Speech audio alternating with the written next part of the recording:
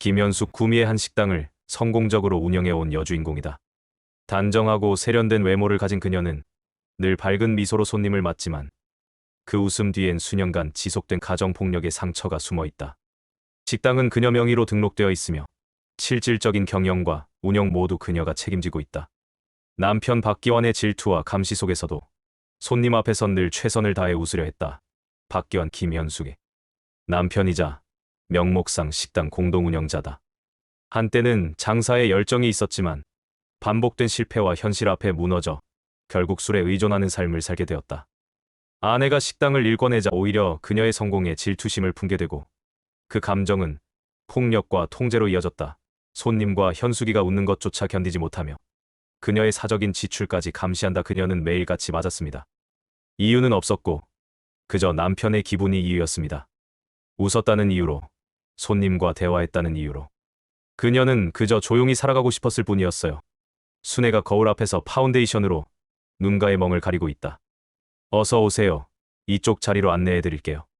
사장님, 어디 다치셨어요? 아니에요. 그냥 부딪혔어요. 그녀는 늘 거짓말을 했습니다. 얼굴에 난 상처보다 사람들의 걱정이 더 두려웠기 때문이죠. 진실을 말하면 집에 돌아갔을 때 어떤 일이 일어날지 알았으니까요. 늦은 밤, 주방 한쪽, 라면 냄비에 술을 말아먹던 박기환. 그 앞에 놓인 깨진 소주잔, 시계는 밤 11시 42분을 가리킨다. 휴대폰이 울린다.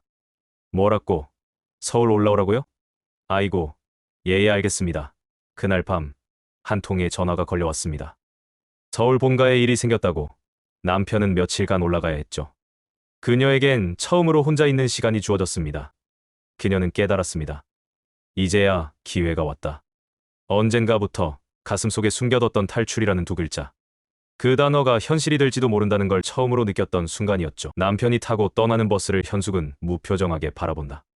그러다 살짝 눈을 감는다. 그가 떠나는 걸 보며 그녀는 기도했습니다.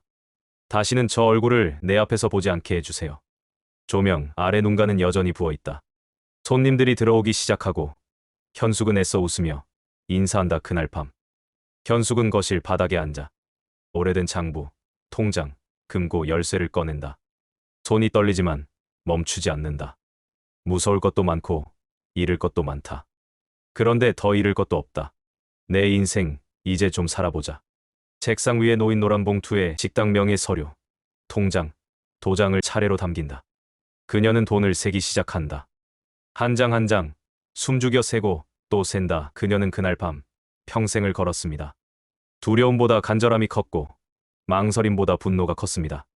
그녀는 떠나기로 했습니다. 그녀는 오랫동안 준비해왔습니다. 장부는 매일 직접 썼고 계좌도 철저히 관리해왔습니다. 왜냐하면 모든 것이 그녀 이름으로 되어 있었기 때문입니다. 나는 지금 일하지 않아도 매일 돈을 만진다. 식당 매출은 내 통장으로 자동 입금되고 직원들 급여와 재료비는 이미 자동이체로 설정해뒀지. 서류상 대표는 나니까. 모든 사업체의 명의도 계좌도 전부 내 이름으로 되어 있으니까 그녀는 미리 준비해뒀습니다. 단지 도망치는 게 아니라 살아가기 위한 구조까지 완성해둔 사람이었습니다. 그녀는 떠났지만 식당은 여전히 돌아가고 있었다. 손님은 몰랐다. 그녀가 만든 시스템이 그대로 유지되고 있다는 걸. 남편은 식당을 운영한다고 믿었지만 실제로는 그녀가 모든 세금, 서류, 입출금 내역을 관리해온 진짜 주인이었죠. 그로부터 4년 뒤 오전 10시. 영업을 시작해야 할 시간이지만 식당 셔터는 내려져 있고 간판 불은 꺼져 있다. 식당 안. 의자는 엎어진 채로 주방엔 설거지되지 않은 그릇이 그대로 쌓여 있다. 박기환은 홀 한가운데 멍하니 앉아 있다. 옷은 구겨지고 면도는 하지 않은 얼굴. 빈 술병과 잿더리, 전날 부서진 컵 조각이 흩어져 있다. 안 올 리가 없는데 설마 진짜 같나. 진짜 그녀는 사라졌다. 아무런 흔적도 없이, 흔들림도 없이.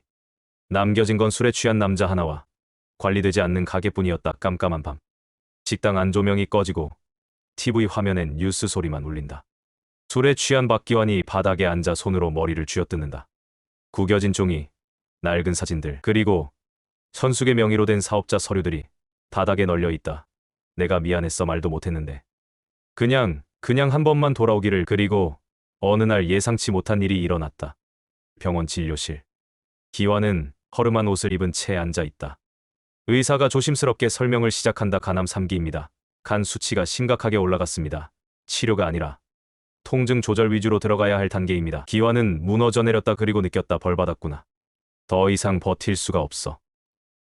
폐업 신고서에 도장을 찍는 박기환. 그의 손은 떨리고 표정은 무표정하다. 문 닫힌 식당. 낡은 간판.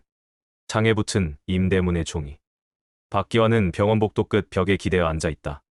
그의 손에 쥐어진 것은 진료비 견적서. 총 치료비 2,800만 원이라는 문구가 큼지막하게 적혀 있다. 모든 돈은 그녀에게 입금이 되어 사실상 그에게 남은 돈은 350만 원. 치료비도 없는 상태였다.